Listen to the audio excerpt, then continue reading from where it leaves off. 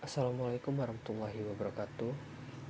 Perkenalkan, nama saya Agung Febriantoni, NPM 2019 4064051101, Prodi PGSD semester 6 kelas B.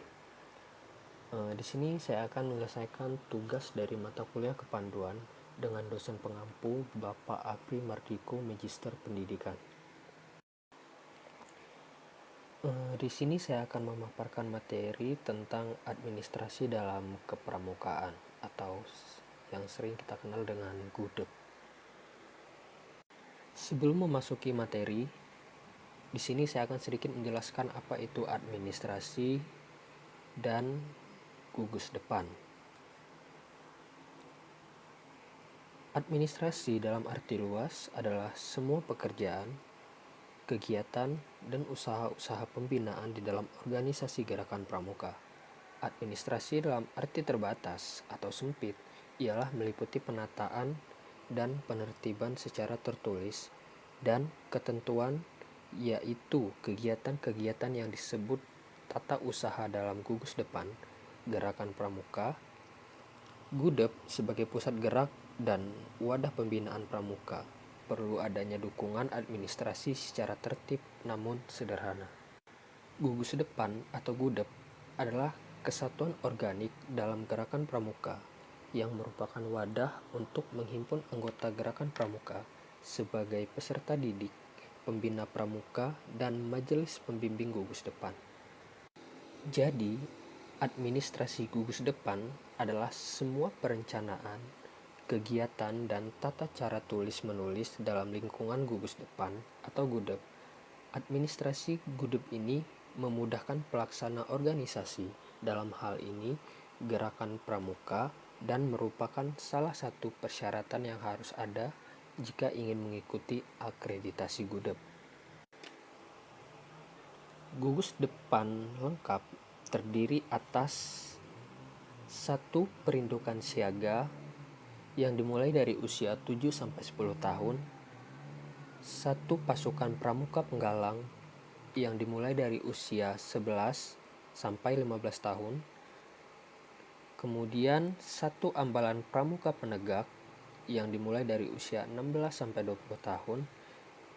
Dan 1. Racana pramuka pandeja yang dimulai dari usia 21-25 tahun.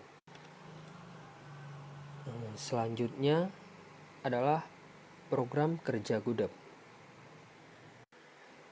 Dalam melaksanakan kegiatan kepramukaan di pangkalan, baik itu pada gugus depan SD, SMP, SMA, ataupun di perguruan tinggi, maka diperlukan pembuatan program kegiatan untuk peserta didiknya, serta kelengkapan administrasi dalam gugus depan. Program kerja disusun dan ditetapkan sebagai pedoman dalam menentukan arah dan kebijakan pelaksanaan kegiatan dan latihan pembina dan anggota gerakan pramuka di gugus depan. Program kerja gudep terdiri dari 2 macam. Yang pertama, ada program kerja tahunan. Merupakan rencana kegiatan yang menjadi dasar pelaksanaan kegiatan selama 1 tahun. Prota ini dijabarkan menjadi 3 tahapan yang masing-masing berlaku selama 4 bulan atau 1 caturwulan. Pelaksanaannya dapat dilakukan menurut skala prioritas, mana yang perlu didahulukan sesuai dengan kondisi tadik dan lingkungannya. Kemudian yang kedua, ada program kerja mingguan, yaitu memuat runtutan kegiatan yang akan dilaksanakan pada waktu latihan rutin. Selanjutnya yaitu pembukuan. Di dalam administrasi kepramukaan harus memiliki pembukuan. Di antaranya, yang pertama ada buku catatan pribadi peserta didik. Buku tersebut dipegang oleh ketua gudep dan harus selalu dimutakhirkan, yang berisi nama lengkap, nama panggilan, tempat tanggal lahir, agama, tanggal masuk menjadi anggota gerakan pramuka, sifat baik yang perlu dikembangkan, sifat yang kurang baik yang harus dikurangi, kepemimpinan yang pernah diikuti, dan peristiwa-peristiwa apa yang pernah terjadi selama menjadi peserta didik.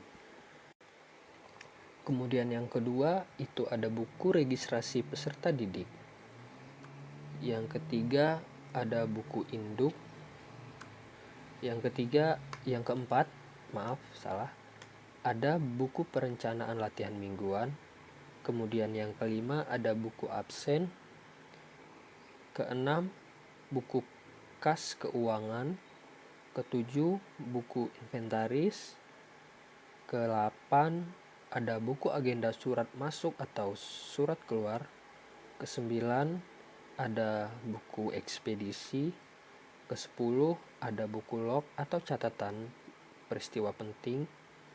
Dan ke-11 ada buku tamu. Selanjutnya, surat menyurat keluar masuk. Surat adalah suatu alat penyampaian berita secara tertulis yang berisi pemberitahuan, pernyataan, permintaan, dan lain-lain kepada pihak lain.